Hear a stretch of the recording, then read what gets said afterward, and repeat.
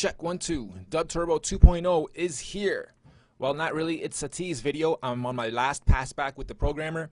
Once I pass this back to him with the final few little bugs, it's coming and it's being released.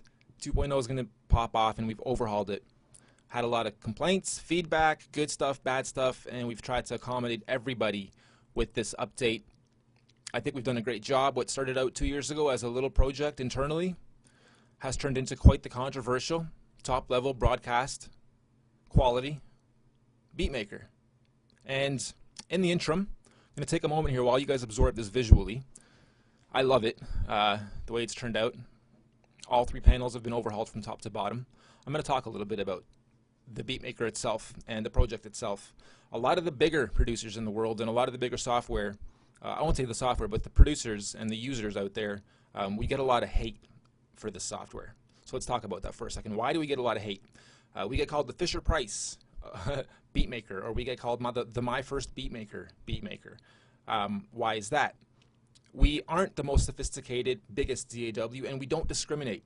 I personally have a huge studio. In fact, here's a picture of what I'm sitting in right now. On top of having DubTurbo, I produce big, and I do stuff for audio, video, TV, film, make straight-out beats for artists, for background music, for commercials. I score a little bit.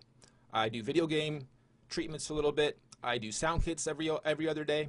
So I'm always producing audio. And let me tell you guys, the bigger producers, that give us a lot of hate. Sure, it's not the huge DAW that you're used to. However, A, look at the price point. B, look at the huge gap there is for beginner to intermediate producers. Look at all the stuff a newbie has to get, from a powerful machine, to a DAW, to VSTs, to a MIDI controller, to MIDI in and out wires, to earphones, to monitors, to audio and video. Sorry, audio monitors and then screen monitors. Sound kits. Anyway, what I'm trying to get at is it's a lot of gear and it's a lot of commitment and it's a big learning curve. So this eliminates all that for one. And like I said, we don't discriminate. I love my Fruity Loops. I love my Cubase. I love my Logic Audio, or used to when I had my Mac. Love my Pro Tools when I played with it a few times. And it's all kind of the same. It's all sequencing at different levels. So this A acts as an amazing catapult into any of the other bigger DAWs once you get past the basics. And B, for the price point, the sequencer itself, aside even, the sound kits are up to 2,400, if not a few more, 25 maybe, 100, 2,400, custom made. Over 95% of them are made right here in the studio. Samples, sound kits, voxes, effects, stereo imaging like crazy. We worked on these kits just mad. We worked on these kits probably the most out of this whole project has been the actual kit work. And then the revision process in the software has been a 2-year in the making, very expensive, very frustrating process. And we've capped technology. So my programmer is trying to, constantly be on the bleeding edge of that technology. And we keep capping it and having to wait for technology to catch up. So the older machines, yeah, they'll still freeze here and there. If you don't have a good sound card, it might catch up on you here and there. But we're also constantly trying to work out things on this end on what technology does enable us to do so we can stay ahead. So for this project, this version of the project, we've accommodated a lot of things from performance to a lot of the bugs and few issues the users were having with the software itself. We've expanded it tremendously in the sound kit section, the audio engine capabilities. We can copy and paste bars vertically or in groups now, so you can extend your track and make it big really quick. Just a lot of stuff has happened in version 2.0, so we'll go over all those changes right now. I'm going to do what I usually do. This won't be an instructional video, mind you. It'll just be like I'm going to build another beat and show you guys what we've done in version 2.0 to improve on it. And what I'll do is build that beat. Here, let's start right now. I'll build that beat at a high BPM, so it's really working my machine. Let's say 180. You'll notice before, when I went in here and pressed any of the buttons, it would trigger the samples. So not a huge bug, but we managed to fix that, get that out of the way. We'll change our bar count. Actually, we won't even change the bar count just yet. Not much has changed as far as new buttons. Everything's just been laid out a little bit easier for the visual eye to navigate through, and all the shortcuts are labeled right underneath all the buttons. And a few other shortcuts are available within the help section. So what are we going to do first? We're going to draw 2 bars, click, hold, and drag. You'll notice now there's a nice white outline so you know which bar you're on. And we're going to click edit. You'll notice we have a new panel designed for the drum machine as well. Turned out wicked as well. All the kits are now on the left-hand side, easy to get to. And again, tons have been added of everything, from instruments themselves to voxes to effects. Just went nuts on them. So I'm very, very proud of them. And I think you guys will really enjoy these, even if you pull them out of here and use them with other DAWs. And we'll do a few videos about that too, on how to import sounds into Cubase, or how to bounce out tracks and import them into other DAWs to keep playing with them with a little bit more capabilities and effects and mastering and compression techniques and that kind of stuff. So, working at a tempo of 180, we'll start off with beatbox. Sure. A few things we'll take note of is the sound pads are here.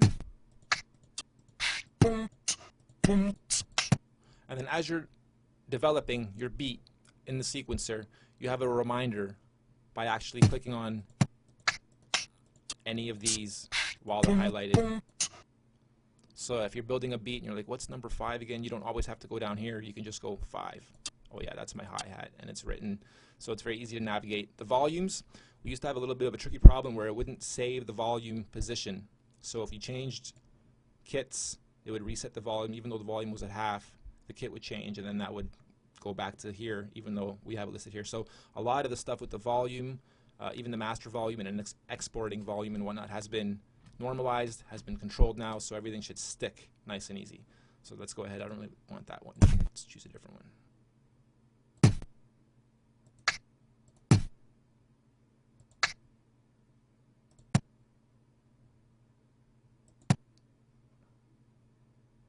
Okay, so just a nice and simple pattern I'll start off with. The loop, something else we finally fixed, timed right. No matter what tempo you're at, it'll loop pretty much perfectly for you guys now. That wasn't really a big issue for us, by the way, because this isn't a looper. Even though I know for beat making it's silly not to have the loop working properly, but this isn't a simple looper. You grow the bar counts out, you start making your beat, you're not really worried about the first 2 bars or 1 bar looping properly or not. However, nonetheless, it'll finally loop properly. So even while it's doing its thing, we can keep developing and building on it now while it's playing.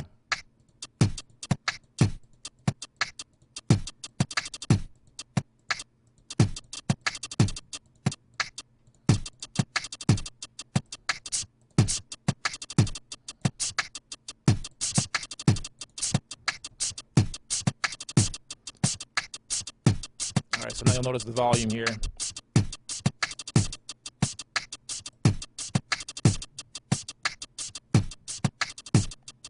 That'll now stick, even if we change up. In fact, that's another thing we fixed, is while you're changing up the kits, it won't stop.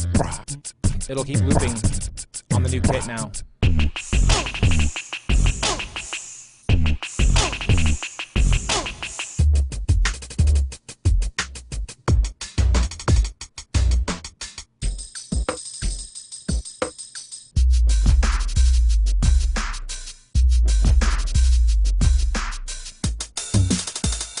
Okay, the only thing is it'll loop once it's done its current loop, and then on the next loop around, that's when the new selected kit kicks in. Alright, that's about it for this. The metronome is simple, on and off here. It's pretty much universal.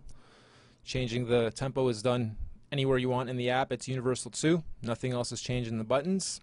Something else we've done here in the actual grid is you can't draw more than one sound on top of itself. We used to have a problem where you could draw unlimited amounts of kicks over themselves, and they would double, triple, quadruple in volume too, so it would throw your whole beat off, and you weren't sure where or why there's a certain kick or a snare or a hi-hat going blowing your speakers, and you're not sure why, because there's 18 little hi-hats in there. Somehow you didn't realize you have a bunch of them.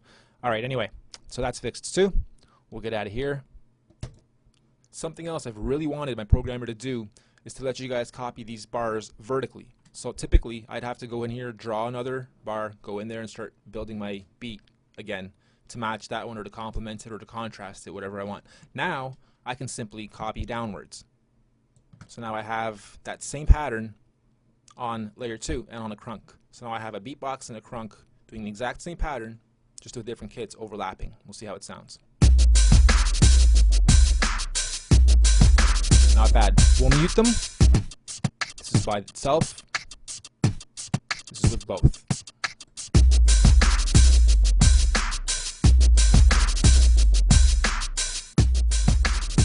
That second one's really overpowering it, so we'll bring the volume down. I'm just going to let it play, and I'll build out the beat quickly and show you guys what else we can do with this once we grow at the bar count. What?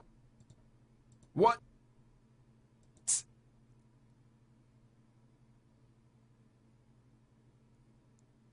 the matter?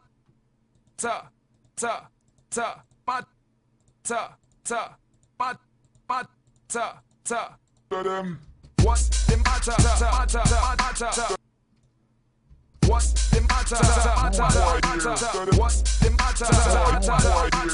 What's the matter? What's the matter? What's the matter? All right, so we have a Vox layer. We'll keep going here. One more drum layer. Doesn't have to be a drum layer per se. And even though it says house or jungle or any of these kits, you apply them to whatever you want. You guys get as creative as you can. These are just naming conventions and grouping, but for the most part, it's just creativity holding you back from coming out with the most explosive, wicked, newest, hottest, freshest, most unique beat that'll have people going crazy. Effects.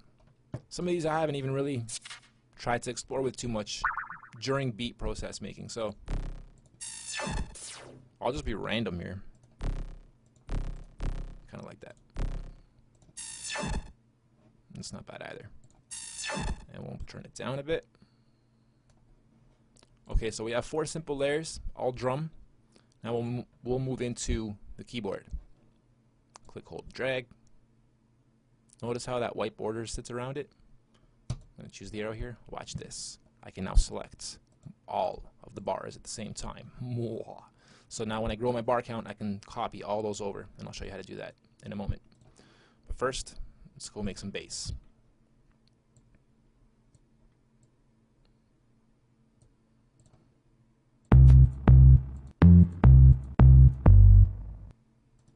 Oh yeah, all the keyboard triggers still work. For those of you new to DubTurbo, we utilize the keyboard you type on to enable you to actually pump out the sounds and samples like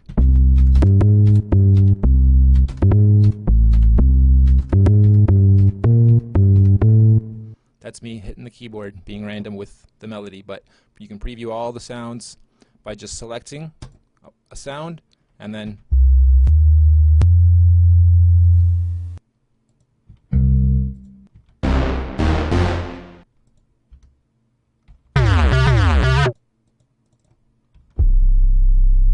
oh, I like that. Let's use that.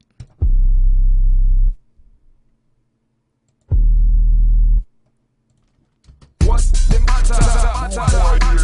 What's the matter? I know that what's the matter gets annoying, but don't worry. That's only going to be there once in a while. But for now, I'm just structuring all the layers. Okay, we got a bass. Let's throw in some horns or trumpets or something nice and deep, and then contrast it with something nice and bright and light. Nice.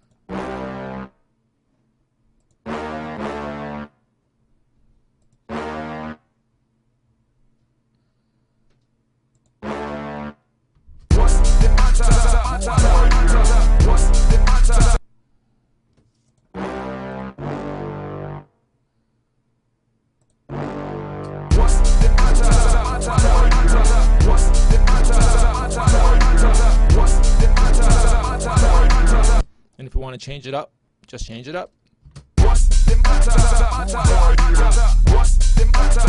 You want to do chords? Excuse me. Sure. Pop them in.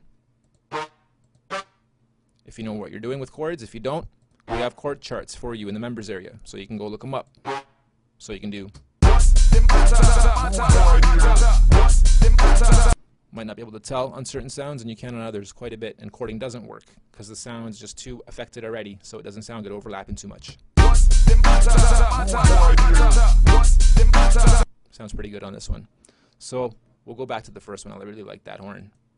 Not that one. That's the one, but we got to get rid of the chords now. See what I was saying? It doesn't always sound proper.